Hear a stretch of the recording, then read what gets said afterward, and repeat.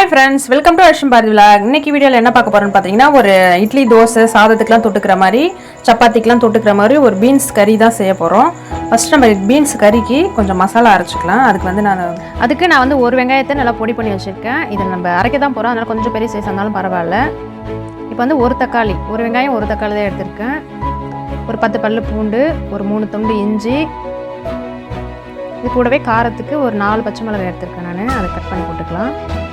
இப்போ அது கூடவே ஒரு கொஞ்சமாக புதினா எடுத்துருக்கேன், அதையும் சேர்த்துக்கலாம். இப்போ இதை சேர்த்துட்டு நம்ம வந்து கொஞ்சம் குறப்பாகவே அரைச்சிக்கலாம். ரொம்ப மைய தேவையில்லை, கொஞ்சம் இந்த அளவுக்கு குறப்பாக இருக்கட்டும்.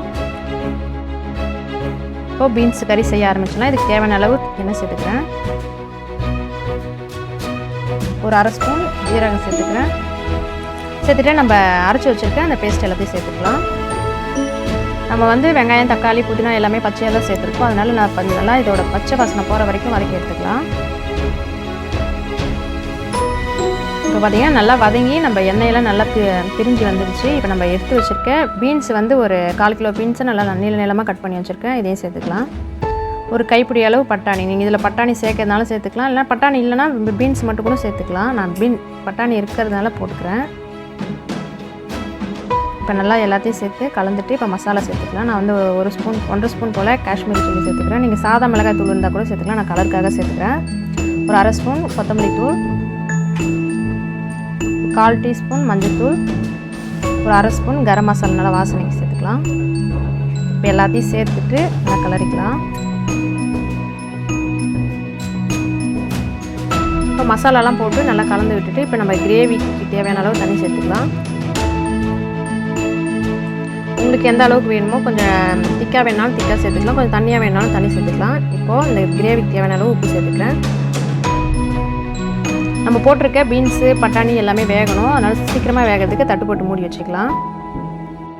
கிரேவி ரெடி ஆகட்டும். அதுக்குள்ளே பார்த்திங்கன்னா நம்ம இன்னொரு மசாலா ரெடி பண்ணிக்கலாம். இதுக்கு வந்து நான் வந்து ஒரு கைப்பிடி அளவு தேங்காய், துருவின தேங்காய் எடுத்துருக்கேன்.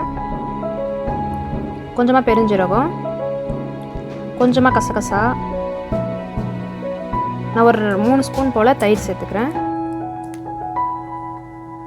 இப்போ இதை சேர்த்துட்டு தண்ணிலாம் சேர்க்க தேவையில்லை, அப்படியே இந்த தயிரோடு அரைச்சிக்கலாம். இந்த பதத்துக்கு எல்லாத்தையும் அரைச்சாச்சு. இப்போ நம்ம பீன்ஸு கேரட்லாம் சேர்த்துருக்கோம். அதனால் நல்லா வெந்த பிறகு இறக்குற சமயத்தில் நம்ம தயிர்லாம் சேர்த்துருக்குன்றதுனால இறக்குறப்ப ஊற்றிக்கலாம். இதை